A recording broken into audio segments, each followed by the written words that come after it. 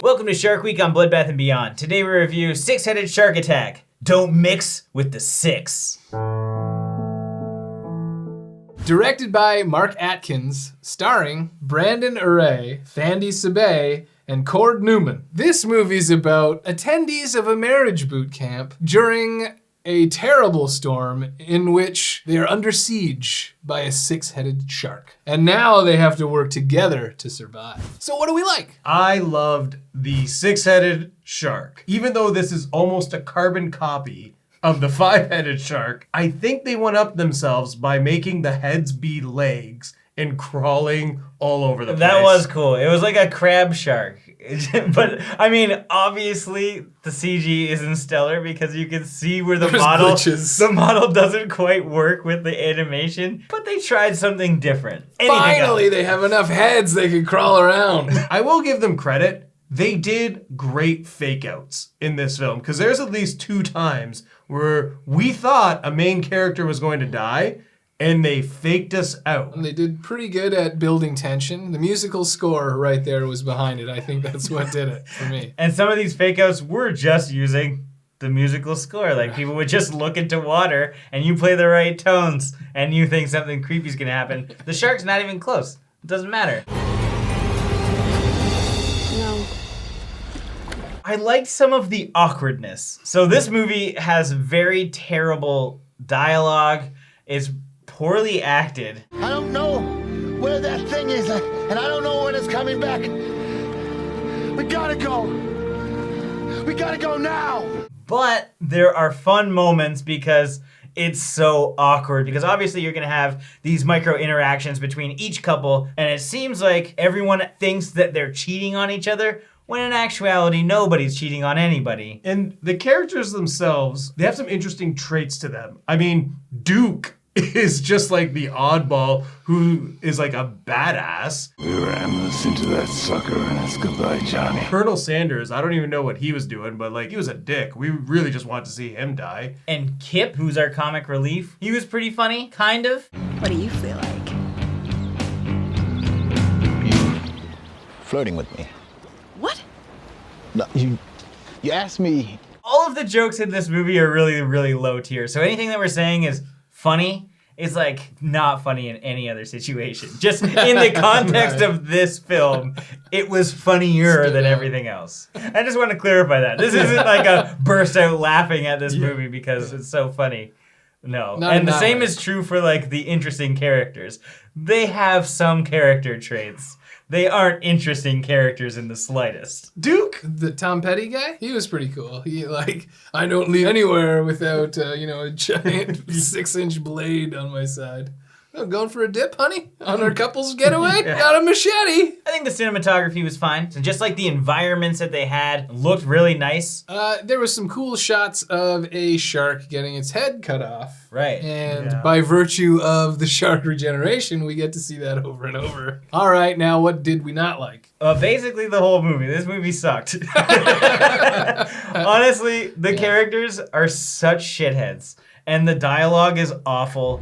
Jake, you can't believe everything you read on the net. It wasn't the net, it was the dark net. It's really strange when certain characters have these motives like, oh, that guy's definitely fucking my wife. Guess you needed a little more time with your boyfriend. And there's like nothing to suggest that is the case. The Colonel Sanders guy, he just loses his mind all the time to the point where he almost kills this man over absolutely nothing. I know we don't need to talk about the logic in sci-fi asylum shark movies, but every decision that these characters made were the worst decisions that you could make. Yeah, swimming, let's go the long way. We're gonna swim a mile out when you could legitimately see that 10 feet from them was land. Or they're like, don't worry, you know what, I've got an idea. I know of a research facility that's over this hill. And that was foreshadowed in the beginning. I thought that was gonna be something cool, right? But Jesus, it was just 3 rafts tied together. That was the research facility. They grew this 6-headed shark,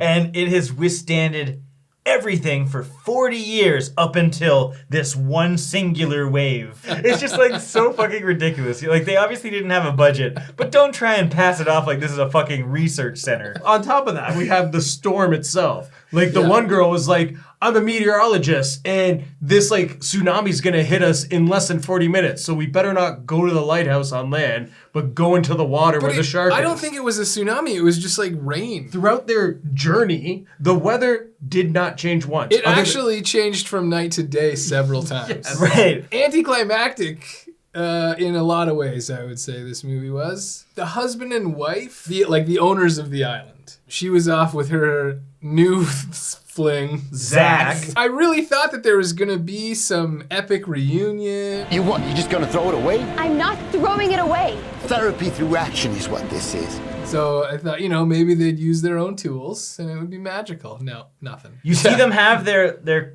confrontations between each other, and you're like, oh, they're gonna overcome this and get better, and they're gonna live, or maybe not live, but at least die together. And like they just end up trickling off one by one. They don't rekindle anything. One couple does get together right before they die. Yeah, but that couple was also the dumbest couple. This is the first time we see the shark coming on land towards them, and they just watch it.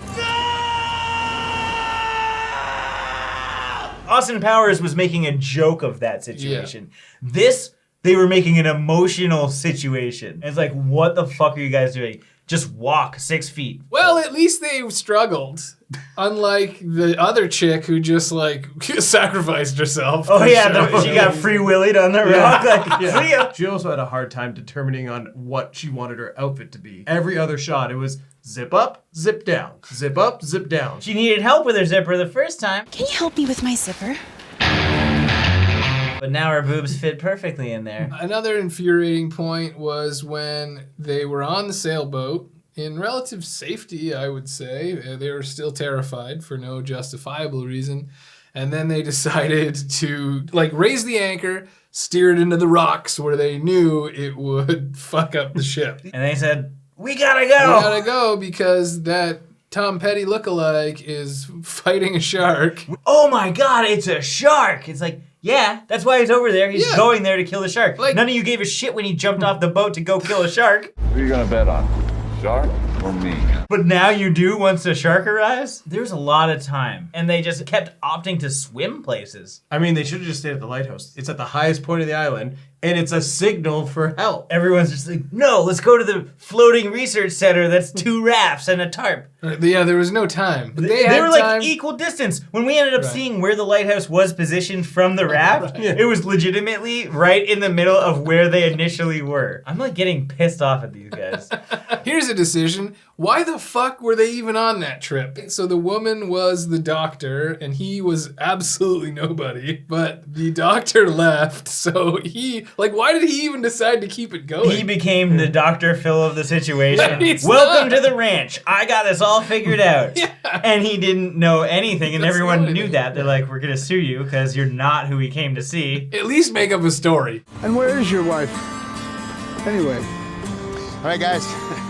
Let's get each other pairs. We could have used a lot more shark kills. Because the shark kills that we got, they weren't great. It was the same shit we've seen before. There was like a really hilarious one where it stretched that guy out and they poorly composited like a video of his face onto a CG guy. But for the most part, they're all forgettable. Aside from the shark walking on land, they didn't do cool shit with it. That was pretty cool. But that's just one cool thing. When you have an hour and a half, how are you going to just have one cool thing? It did have the capability to shrink and grow on command. Oh my god. Oh, yeah. well, we're used to that watching all shark movies. It's like, oh, it fits the situation. In this scene, both of its heads can fit in this little hole. But on land, it's the size of my house. When it busted through the hull of the ship and it's like There's taking no on water, water. like It looked like fucking Febreze. I like how he was waiting for the shark to bust a bigger hole into the ship. He just stood there for like 35 seconds like, okay, we'll wait for this to happen, knowing damn well this is your only chance for survival is this ship. But apparently every time the shark like butts its head into the ship, you have a full 20 minutes to swim away to safety. Which is so odd too. It's like,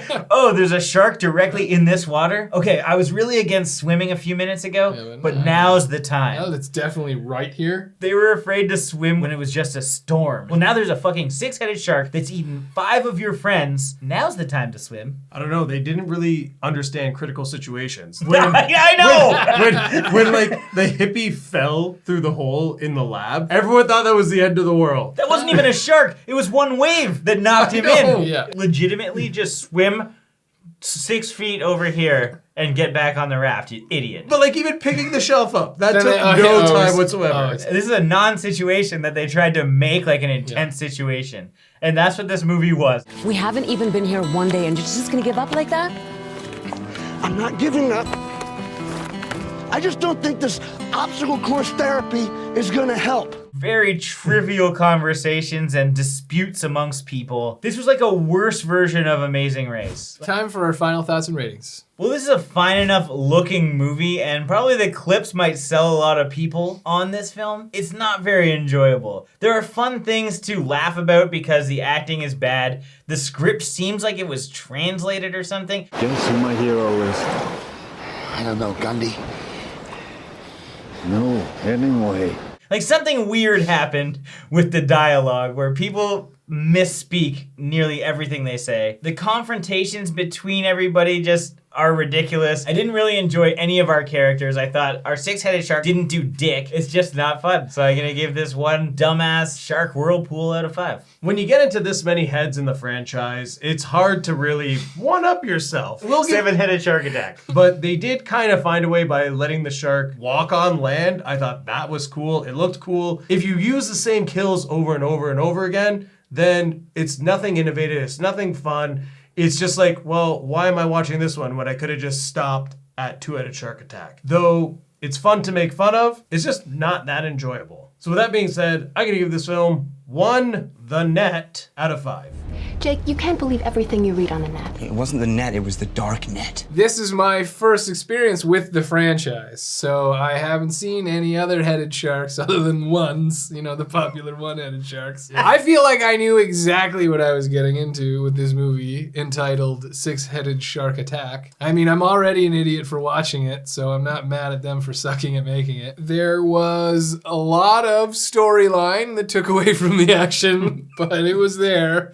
I had a fun time watching the movie, at least, and you know, we all had a lot of good laughs, and maybe it wasn't for the reasons that they intended, but I don't give a fuck about that because I had fun. So for that, I'm gonna give this movie not 1 but 2 bang sticks out of 5. As always, thank you for watching. Like this video and comment below with your thoughts on the film if you've seen it. If you haven't and you do want to check it out, there are links in the description where you can find it.